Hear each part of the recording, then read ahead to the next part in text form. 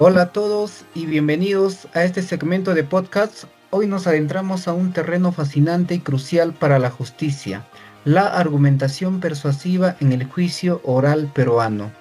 No solo se trata de tener la razón jurídica, sino de saber comunicarla de manera efectiva para convencer al juzgador. Para desglosar este arte desde múltiples ángulos, tenemos el honor de contar con un panel de expertos.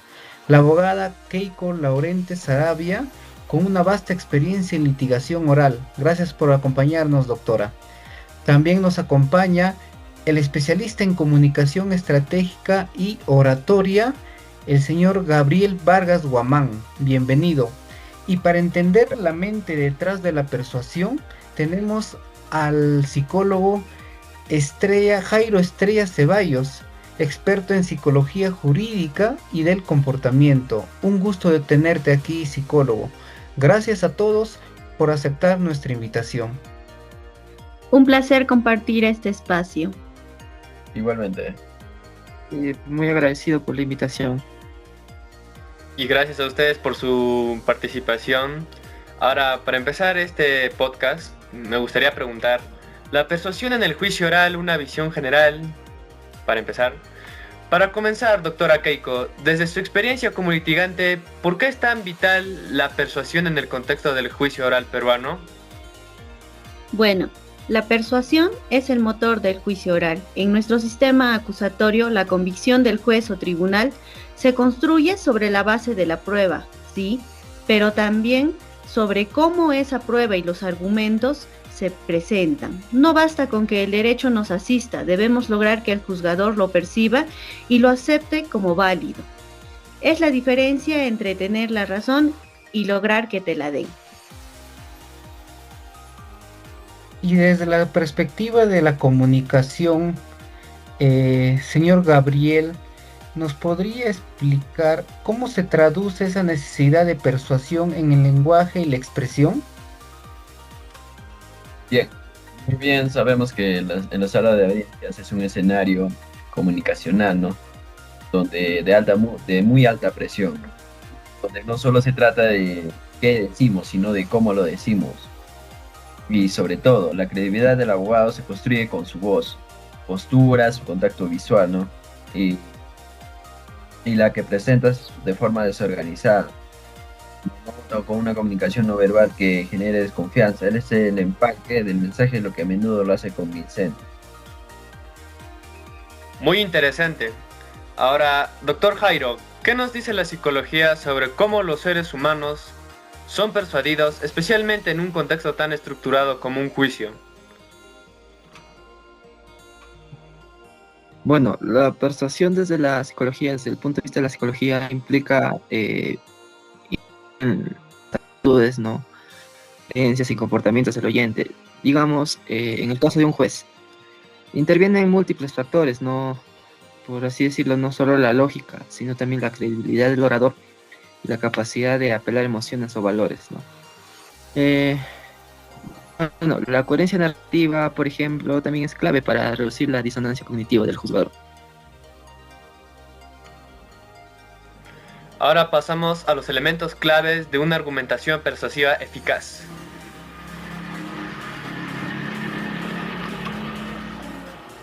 Con estas bases, ¿cuáles serían los elementos esenciales para construir una argumentación persuasiva, doctora Keiko? ¿Qué recomienda a sus colegas? Primero, la preparación exhaustiva del caso. Conocer cada detalle fáctico y legal es innegociable. Segundo, la construcción de la teoría del caso, coherente y sencilla. Debe ser una historia fácil de entender y de recordar. Tercero, la selección y presentación estratégica de la prueba, vinculándola directamente a nuestra teoría del caso. Finalmente, la capacidad de anticipar y refutar los argumentos de la contraparte. Comunicador Gabriel, ¿cómo se moldea esa preparación en un discurso impactante? Bien, es clave la estructura del discurso, ¿no? Una introducción que capte la atención, un desarrollo claro y conciso de los argumentos, una conclusión potente que resuma y refuerce el mensaje central, también el lenguaje, usar una repetición, las preguntas retóricas o metáforas, siempre que sean apropiadas para el volumen en el contexto jurídico, ¿no? La voz es una herramienta poderosa, variar el tono, el ritmo y el volumen para mantener la atención y transmitir las ideas, ¿no? Es muy fundamental. Gracias, comunicador Gabriel. Ahora, doctor Jairo, ¿hay principios psicológicos que se apliquen directamente en esta construcción? Sí, hay varios principios, ¿no? Dentro de ellos está el principio de escasez. Es decir, solamente aplica cuando la prueba es única. También tenemos el principio de autoridad, es decir, la experiencia del perito es el precedente. También el principio de coherencia y compromiso. Poniendo un ejemplo, es si un juez ya aceptó una premisa, tendrá que aceptar las consecuencias lógicas. Podría culminar con la primacía y referencia. Lo primero y lo último que se oye tiende a recordarse más. Bueno, a todo esto un buen abogado explota estos principios, ¿no? Al estructurar sus argumentos de apertura y cierre, además del sesgo de confirmación que implica que el juez buscará la información que confirme su impresión inicial. De ahí la importancia de una apertura fuerte. Ahora pasamos a los desafíos y errores comunes en la persuasión judicial en el Perú. En el contexto peruano, ¿qué desafíos específicos enfrentamos al intentar persuadir y qué errores debemos evitar a toda costa? Un error común es la excesiva tecnicidad. Si el juez no comprende la jerga jurídica, perdemos efectividad. Otro, la falta de claridad en la teoría del caso, lo que confunde al juzgador. Y quizás el más grave, la pérdida de credibilidad. Por inconsistencias o intentar engañar al tribunal, los jueces son muy perspicaces. Desde mi campo veo muy a menudo la monotonía al hablar, la lectura excesiva de documentos que mata la conexión, ¿no? Y una comunicación no verbal deficiente.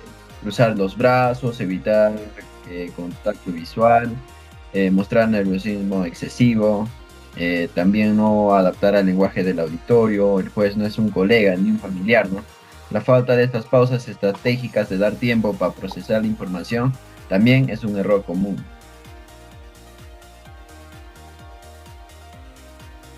Bueno, a nivel psicológico, bueno, un error sería apelar demasiado a la emoción sin sustento fáctico legal. Esto quiere decir que puede percibirse como una manipulación en sí. Otro sería la sobrecarga cognitiva. Sería dar demasiada información sin orden, lo que abrumaría al juez y dificulta su procesamiento, ¿no? También el efecto halo negativo, donde un error al inicio de la audiencia puede teñir la percepción de todo lo que sigue. A todo esto es fundamental manejar la gestión de impresiones y resiliencia emocional para no dejarse llevar por las provocaciones. Ahora pasamos con consejos prácticos para desarrollar la habilidad persuasiva. Para finalizar, ¿qué consejos le darían a los jóvenes abogados o a cualquier profesional que busque mejorar su capacidad de persuasión en el ámbito judicial peruano? Bien, primero habría que decir que practiquen, practiquen y practiquen. La oratoria forense, conocida también como oratoria jurídica, es una habilidad que se pule con la repetición. Segundo, observen a los buenos litigantes y analicen qué los hace efectivos. Tercero, busquen retroalimentación de colegas o mentores. Y siempre mantengan la ética y la honestidad intelectual. Bien, siempre es bueno que se graben y se miren, ¿no? Porque eso es totalmente revelador. Siempre practiquen frente al espejo, frente a amigos, presten atención a su lenguaje no verbal, la modulación de voz, aprendan a contar una historia, no solo a recitar hechos. La claridad y la concisión son sus mejores aliados.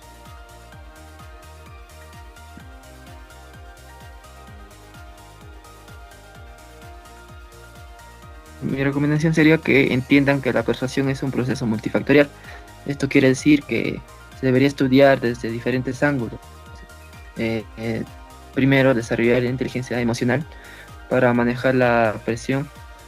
Aprendan a leer las señales del jugador, tanto como la atención, y finalmente que cultiven la empatía cognitiva. Yo creo que esto es muy importante, ya que esto tiende a ponerse en el lugar del juez, ¿no? Para entender qué información necesita y cómo la procesa.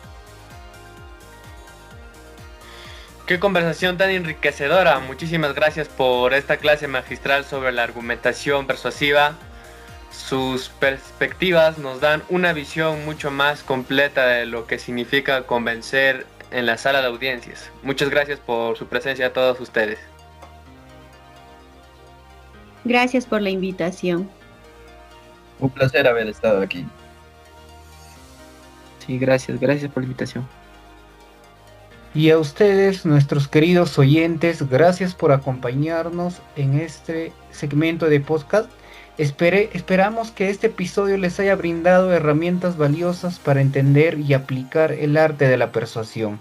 Los invitamos a seguir nuestras redes sociales y a dejarnos sus comentarios. Hasta la próxima y que la justicia nos acompañe.